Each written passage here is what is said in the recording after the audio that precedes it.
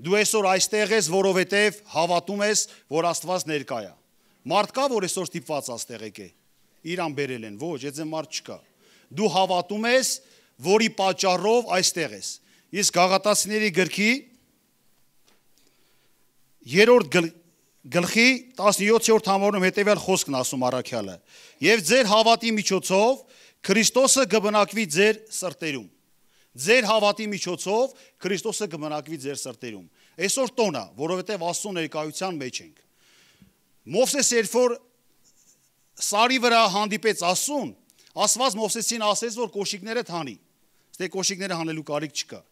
Գիտեք խի Աստված Մովսեսին ասեց կոշիկները հանի, որտեվ այդ վայրը սուրբ էր։ Ոչ թե այդ հողու փոշին այդ քարը կամ այդ ծառատեսակն էր, որ ինքը սուրբ էր անում այդ վայրը, այլ Աստծո կենթանի ներկայությունն էր, որ սրբացրեց այդ վայրը։ Եվ Մովսեսին հրահանգ եղավ, որ կոշիկները հանի։ Այսօր սուրբ օր է։ Դու սուրբ վայրում ես, որտեղ Աստված այսօր ներկա է։ Ինչպես Գաղատացիներում էր գրված, ձեր հավատքի միջոցով որ Աստված բնակվում է ձեր սրտերի մեջ։ Այսօր մենք տոնախմբության ենք, այսօր մենք լավ առիթի ենք, որտեղ Աստված այսօրը մեզ պարգևել է։ Ամեն։ Մի փոքր պատմությունով սկսեմ, Կարո ջան, այդ խորոված իշխանի հետ կապված, ուրեմն մի հատ քարոզիչ ավետարանիչ շոտլանդացի մի հատ մեծահարուստ Շոտլանդիայում է եղել, անդադ վկայում է, որ քո ունեցվածքից դու մեծահարուստ ես, քո կարողությունից զոհաբերի Աստծո գործին։ Այս շոտլանդացի միշտ պատասխանում, ասում է, ես էլ գումարի կարիք ունեմ։ Փողում պետք չի։ Ու մի օր երազա տեսնում։ Երազա տեսնում, որ ինքը այս ժամանակավոր կյանքից տեղափոխվում է հանդերձյալ աշխարհ, դեպի հավիտենականություն։ Ու տեսնում է, որ երկինքի դուռը բաց է, բայց կիսա բաց է։ Ամբողջությամբ բացի, ոնց որ Կարո աղբեն ասեց, որ նեղա դուռը, ասում է, տեսա այդ դուռը, ուզեցա մտնեմ այդ դռնով, չի կարողանում մտնել։ Զգում եմ, որ մի բան խանգարում է։ Հետո նայելա ներքև տեսել է, որ գրպաններում այնքան փող կա, որ այդ գրպանների փողը թույլ չի տալի, որ ինքը մտնի։ Ասում է, ոնց ուզում եմ մտնել ձախով, աչով, մի կերպ, ասում է, չի կարող խսկվեի։ Հատո հասկացա, որ այն գումարը, որ դու ինձ ասել ես զոհաբերի չեմ զոհաբերել, պատճառը, որ ես երկինքի արքայություն չմտնեմ։ Ուտեղ ասում է, հիշեցի քո խոսքը, որ ասում էր, քո կարողությունից ունեցվածքից զոհաբերի Աստծուն, որտեղ այն ինչ որ տալիս ես Աստծուն, դա է գնում երկինք։ Ու այդ ժամանակ արթնանում է։ Արթնանում է այնքան իրականանում երազը, որ հաջորդ առավոտյան մոտենում է այդ քարոզչին, ասում է, ես տեսել եմ երազը, քո խոսքերը ճիշտ է, այն փողը, որ ասել եմ ինձ էլ է պետք, հասկացա, որ Աստծուն ավելի է պետք։ Որտեղ այն փողի հետ, որ ես կապվեմ երկրի վրա, այնտեղ, որտեղ իմ համար Աստված պատրաստել է, չեմ կարող մտնել։ Աստված շատ օրհնի ձեզ։ Սա ուղղակի հիշեցի։ Եկեք կարդանք Սաղմոս 34-ի առաջի խոսքերից։ Բոլոր ժամանակներում Տիրոջն եմ օրհնելու, հալելույա։ Բոլոր ժամանակներում Տիրոջն եմ օրհնելու։ Նրա փառաբանությունը միշտ իմ բերանումն է լինելու։ Իմ անձը Տիրոջով է պարծենալու, խոնարհները լսելու եւ ուրախանալու են։ Ինձ հետ մեծացրեք Տիրոջը, մեծարեցեք Տիրոջը, ու միասին բարձրացնենք նրա անունը։ Փնտրեցի Տիրոջը ու ինձ լսեց, իմ բոլոր վախերից ինձ ազատեց։ Նրան նայեցի ու լուսավորվեց, նրան նայեցին եւ լուսավորվեցին, եւ նրանց երեսները ամոթով չծածկվեցին։ Այս խեղճ մարդն աղաղակեց ու Տերը լսեց։ Դավիթն իր մասին է խոսում։ Եվ նրան փրկեց իր բոլոր նեղություններից։ Տիրոջ հրեշտակը բանակ է դնում նրանից վախեցողների 4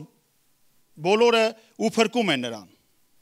Բոլորդ առիթների մասնակցել եք, բոլորդ ինչ-որ մի լավ տեղ եղել եք, որ վայելել եք կամ կերել եք, այդ համը ձեր քիմքում եղել է, ու երբ որ հանկարծ ինչ-որ մեկը խոսում է դրա մասին, ասում ես, օ, դա շատ լավ բան է, ճիշտ է։ Օրինակ եթե լավ համով խաշ ես կերել, մեր գորիեփած, ասում ես, օ, գորիեփած խաշը լավն է։ Կամ ինչ-որ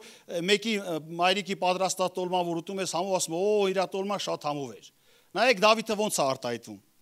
Ասում է, օ, ճաշակեցեք ու տեսեք, որ Տերը բարի է։ Օրհնյալ է այն մարդը, որ նրա վրա է դնում հույսը։ Տիրոջից վախեցեք, ով նրա սրբեր, քանի որ նրանից վախեցողները ոչ մի պակասություն չեն ունենալու։ Առուծի կորուները կարոտություն ու քաղց կկրեն, սակայն Տիրոջը փնտրողներին ոչ մի բարիք չի պակասի։ Ամեն։ Ասում է, եկեք, ճաշակեցեք ու տեսեք, որ Տերը բարի է։ Մի թարգմանության մեջ ասում է, տեսեք, որ Տերը քաղցր է։ Ով կարա ասի, որ Տերը քաղցր է։ Միայն այն մարդը, որ վայելել է Տիրոջ ներկայությունը։ Ով կարող է կոշիկները հանի ու վայելի Տիրոջ սրբությունը, ով որ սրտանց իր սրտում ընդունել է, հավատում է, որ Հիսուս ներկա է։ Ու այսօր ձեր ստեղ ներկա լինելը ձեր հավատն է պատճառը, որ դուք եկել եք Աստծուն ստանալ։ Ու հավատում եմ, որ մեզ Աստված օգտագործում է իր խոսքը ձեզ հասցնելու համար։ Չնայած առիթի վերջի բանն է, ճուտ ու ֆրին է, բայց էլի շատ կարևոր է։ Ընդունեք ձեր սրտում։ Դե արդեն հասկացաք, որ խոսում եմ զոհաբերության մասին, բայց միջև խոսքին անցնելը կուզեմ մի համար էլ կարդամ։ Գաղատացիս 3-րդ գլխի 20 համարը։ Ուստի փառք Աստծուն նրան, որ մեր մեջ իր ներգործող զորությամբ միշտ էլ շատ ավելին է անում, քան այն ամենը, ինչ մենք խնդրում ենք ու մտածում։ Շնորհակալություն մեր ներգործող Աստծուց, որ իր Սուրբ Հոգու միջոցով մեր մեջ ներգործում է եւ մեր համար միշտ շատ ավելին է անում։ Ինչ-որ մի լավ բան պատկերացրու, որ դու քո երեխու համար կուզենաս անես։ Քո կարողության չափով, քո կարողությունից դուրս, մարդիկ այլ քայլերի են դիմում, որ ապառիկով, չգիտեմ ինչերը, որ լավ ուրախացնել իրանց զավակներին։ Աստված ասում է, միշտ ավելին է անում, քան այն ամեն ինչ մենք խնդրում ենք ու մտածում։ Ինչ կարաս քո համար խնդրես, ինչ կարաս քո համար մտածես։ Դաժե ասում է, որ քո համար մտածում ես, որ լավ լինի, Աստված ասում ավելին է անում։ Բայց սկզբուն կա, ոնց որ Կարո աղբերը խոսած։ Տիրոջ ներգործող զորությամբ։ Եթե լինեմ Աստծո տար մեջ, լինեմ աղոթքի ու կարդալու մեջ, լինեմ Աստծուն միացած, հավատում եմ, որ Աստված էլ ինձ միացած կլինի։ Այն օրությունները, որ իմ համար Աստված պատրաստել է, Աստված կարող է տա ինձ, եթե ես հաստատ մնամ իր մեջ։ Ամեն։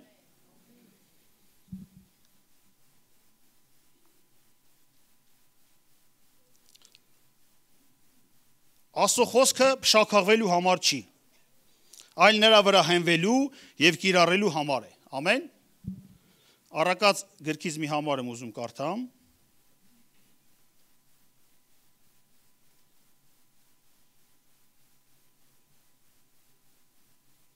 Ուրեմն 16-րդ գլուխ 20-րդ համարը։ Ով որ խոսքին ուշադիր է, բարի կգտնի եւ երանի նրան, որ Տիրոջն է ապավինում։ Ով որ խոսքին ուշադիր է, բարի կգտնի։ Երբ որ երեխան տնից դուրս է գալի, մայրը հայրը հրահանգ են տալի, որ հանկարծ այս տեղը չգնաս, հանկարծ այս բանը չանես, ծնողի խոսքին ուշադիր լինողը բարի կգտնի։ Եվ խոսքն ասում է կգտնի, որ Տիրոջն է ապավինում։ Երանի նրան, ով Տիրոջն է ապավինում։ Ամեն։ Կյանքում ինչ որ բան անելուց առաջ մտածում ենք, կստացվի թե ոչ, բայց չփորձելով չենք իմանա, կստացվի թե ոչ։ Օրինակ, չցավված սերմերի արդյունավետության տոկոսը հավասար է 0%-ի։ Եթե մեկը սերմ ունի ու այս սերմը չի ցանե, ինչ գիտի ինչ արդյունք կստանա։ Դա այդ տոկոս հավասար է 0-ի։ Չցանված սերմերի 100%-ով այդ սերմերը դատապարտված են մահվան։ Բայց այն չափը, որով դու տալիս ես կստանաս այն չափով, որով որ տալիս ես, խոսքը ասում է Ղուկաս ավետարանի 6-րդ գլուխ 38-րդ համարի մեջ։ Ղուկաս ավետարան 6-րդ գլուխ 38։ Գցվում է համարը, թե արդեն անջատել եք, ճուտի պահն է, էսի։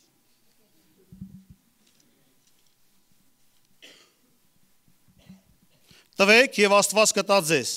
Կտա լավ չափով, բերնեբերան, զեղուն, առատությամբ, ինչ չափով որ չափեք, ուրիշներին նույն չափով Աստված ձեզ կչափի։ Տեսնում ենք, որ Աստծո լիությունը շատ մեծ է, բայց Աստված ասում է, ես կտամ քեզ այն չափով, որ դու պատրաստ ես տալու դիմացինին, պատրաստ ես տալու իմ գործի համար։ Եվ կուզեմ կարդամ Հովանու ավետարան 15-րդ գլուխ 5-րդ համարից։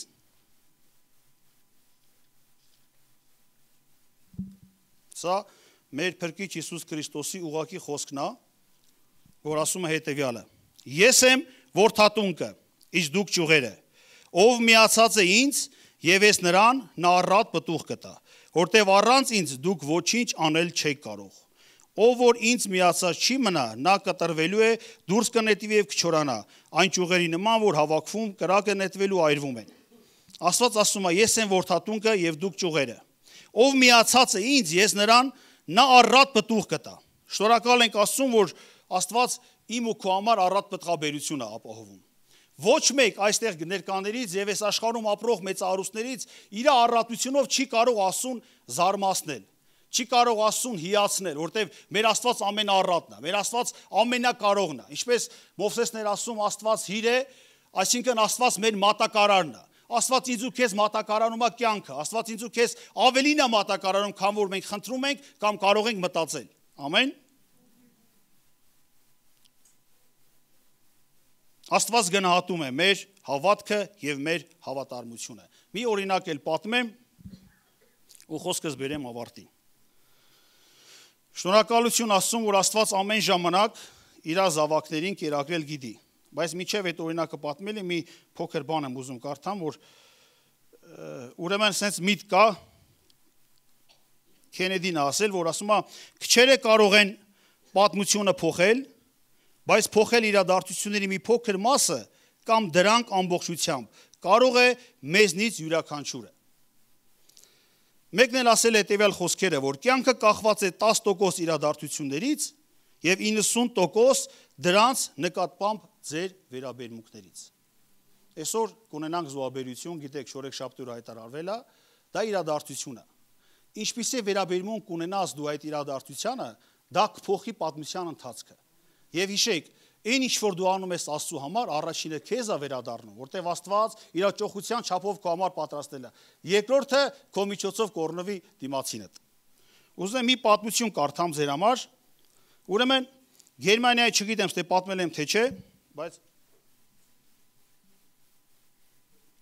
Գերմանիայի թագավոր Ֆրիդրիխ Վիլհելմը, որը 9-րդ դարում թագավոր է, մի անգամ Քյոլնի մի վաճառականին հարցնում է, թե որքան փող ունի նա։ Նա պատասխանեց 4000 թալեր, այդ ժամանակահատվածի գումարն է, արծաթով պատված կոպեկներ էին։ Թագավորը զարմացած ասաց. բայց ես կարծում եմ, որ դու շատ ավելի հարուստ ես։ Այս խոսքերին վաճառականը պատասխանեց. ես 4000 թալեր նվիրաբերեցի Աստծո գործին, իսկ մնացածը կարող եմ կորցնել ցանկացած պահի։ Ընկերներ, որքան ենք մենք ներդրել Աստծո գործում։ Աստծո գործում ներդրվում է միայն այն, ինչը մերն է, եւ միայն այն, ինչը ապահվում է Աստծո բանկում, կպահպանվի։ Ինչ որ դու ունես, կարող է մի օր կորցնես։ Աստծո գործին կամավոր նվիրատվությունների չափը ազատ ընտրություն է եւ բարի կամքի դրսեւորում։ Իսկ 1/10 մասը նվիրաբերության համար նախատեսված եկամտի լավ մասն է։ Հարուստ եւ դեռևս ծերունական տարիքի չհասած հայրը կարիք չունի, որ իր չափահաս երեխաները իրեն նվիրաբերություններ անեն իրենց ձեռք բերած ունեցվածքից, բայց նա գոհ է, եթե նրանք դա անում են, քանի որ այդ գործողություններում նա տեսնում է իր հանդեպ եռանդի եւ սիրո նշաններ։ Նույն կերպ երկնային հայրը կարիք չունի մեր նվիրատվությունների, ես արդեն ասեցի, որ մենք ոչ մեկը չենք կարող մեր նվիրատվության առատությամբ կամ ճոխության չափով Աստծուն զարմացնենք։ Երկնային հայրը կարիք չունի մեր նվիրատվությունների, այլ երախտագիտությամբ է նայում դրանց, եթե դրանք մեր եռանդի երախտագիտության եւ նրա հանդեպ սիրո արտահայտություններն են։ Ամեն։ Աստված սիրում է ուրախ տվողին, 2 Կորինթացիս 9-րդ համարի մեջ ասում։ Աստծո պատասխանը մեր աղոթներին մեզ է հասնում նույն դռնով, որով անցնում է մեր նվերները ուրիշներին։ Ինչ չափով որ քո հնարավորության դուռը բացում ես ուրիշներին հասնելու համար, այդ չափով էլ Աստված ինձ ու քեզ օրնելու է։ Քո կարողությունը ինչքան ես գնահատում, ինչքան ես ներդրել Աստծո գործի համար, այդքան էլ երկնքում գանձ ես դիզում։ Յուրաքանչյուր պարգևի հետ ունեցեք ուրախ դեմք եւ ուրախությամբ նվիրաբերեք 10-րդը Աստծո գործին եւ ձեր ընծան։ Առատաձեռն նվիրատուն ուրախ քրիստոնյա է։ Առակաց գիրքն ասում է, որ Աստված սիրում է առատապես տվողին։ Եվ վերջի համար Առակաց 11:25-ը, որ ուզում եմ կարդամ, բարեգործ հոգին կշտանա եւ ով ուրիշներին ջրում է, ինքն էլ կջրվի։ Ինչքան անգամ ա եղել քո կյանքում, որ Աստված քեզ պահել է եւ ուրախացրել է։ Ամենափոքր վկայությունը անգամ քո կյանքում շատ կարևոր է, որտեվ մեկն ասում էր, որ Աստված իմ ու քո կյանքում լիքը հրաշքներ անում, բայց այդ հրաշքները ինքը չի գալու վկա, ես ու դու պետք է վկայենք։ Վերջերս արեստանոցի դուռը փակվել էր ու մետաղական զամոկը 3 հատ մատերով ու շատ դժվար էր բացելը։ Այն կարգի, որ ես մտածում եմ արդեն պետք է կտրեմ զամոկը, չգիտեմ, գործիքները ներսնա, միտից բալկարկա պետք է ճարեմ։ Այնքան է ֆրսե, որ արդեն մատս մազոլ էր եղել, տրաքել էր, արդեն ցավում էր։ Ես եւ այդ պայն հանկարծ հիշեցի, որ Աստված ամեն բան կարող է բարին գործակից անի։ Մի հատ աղոթել եմ, Տեր Աստված, խնդրում եմ, թող այս զամոկը բացի։ Չեք հավատա, մի վայրկյան հետո այս զամոկը բացվեց։ ու ես հասկացա ինչքան կարևոր է ամեն ժամանակ Տիրոջը խնդրել։ Ոչ թե մենք ինչ-որ մարդկային ջանքեր անենք, մազոլներ ստեղծենք, մի քիչ տառապենք, ցավեցնենք, հետո նոր դիմենք Աստծուն, այլ ամեն բանից առաջ։ Ինչքան է եղել քո կյանքում, որ գումար ես կորցրել ու տխրել ես։ Անցած տարի էր, եթե չեմ սխալվում, ուրեմն հիշում եմ, որ գրպանում մի 15000 դրամի չափով գումար կար։ Մանեկա չկա այդ գումարը։ Մտածեցի կորցրել եմ ու մտածում էի մտքում էլի, բայց արժեր որ կորեր այդ գումարը, ավելի լավ Աստծո տանը զոհաբերեի, ավելի լավ Աստծո գործի համար ներդնեի։ Հենց այդ միտքը ունեցա, անայդ վերխ ուզեցի, որ հագնեմ գամ եկեղեցի։ Հենց վերխը հագա, թևս դրեցի իր թևնոցի մեջ, հանեցի ու ձեռքից մի անգամից 15000 դրամներ։ Ուրեմն հագնելուց այդ փողես դրել եմ իմ կարծիքով ծոցա գրպանը, բայց դրել եմ թևի մեջ, որ դրել եմ թևի մեջ ընկելով, այդ շորը հանել եմ ես, գնացել եմ տուն, բայց մեջից չի ինգե։ Բայց հենց շորը հագա ու մտածեցի, որ կարելի է այդ գումարը զոհաբել եմ Աստծո գործի համար, թևս հենց հագա, այդ գումարը թևից հետ է լավ։ Աստված մեր կյանքում հրաշքներ անել գիտի, ու նա մեր կյանքի մատակարարն է։ Ամեն։ Մի բան էլ ասեմ եւ աղոթենք, երբ որ Մովսեսը, այո, մեր զոհաբերից իհարկե։ Եվ հիմա էլ եմ պատրաստում զոհաբերեմ եւ հավատում եմ, որ դուք էլ եք պատրաստում։ Մի անգամ էլի երիտասարդականից հետո դուրս եկանք, գնում ենք շատրվաններ ման գալու, Աննայի թևի ոսկե թևնոց ընկել էր թևից, ամառոր լիքը մանուկներ, երիտասարդներ, բոլորը դրսում են այդ ժամին, ժամը 7-8-ի կողմերը, որ բոլորը դուրս են գալու ման գալու, եւ մի համարը մի 100 մետր անցել ենք, Անան տեսա, որ ոսկի թևնոցը թևի վրա չի։ Ասա թևնոցս ընկել է։ Հենց այդ պայն աղոթեցինք, ասենք Տեր Աստված, քո ողորմությամբ մեզ արդարացրել ես։ Քո խոսքն ասում է, որ արդարը կորուս չի ունենա։ Խնդրում ենք, պայի միջև գտնենք։ Այդ 100 մետր հետ ենք եկել, եթե սուտ չասեմ, մի 100 հոգի մարդ անց այդ ճանապարհով։ Եկանք տեսանք այդ նույն տեղում թևնոցը ընկածը։ Հասկացանք, որ if դու հավատարիմ ես Աստծուն քո ֆինանսներով, քո ունեցած կարողությունից բաժին ես անում Աստծուն, մենք Աստծուն չենք զարմացնում, Աստված է մեզ զարմացնում։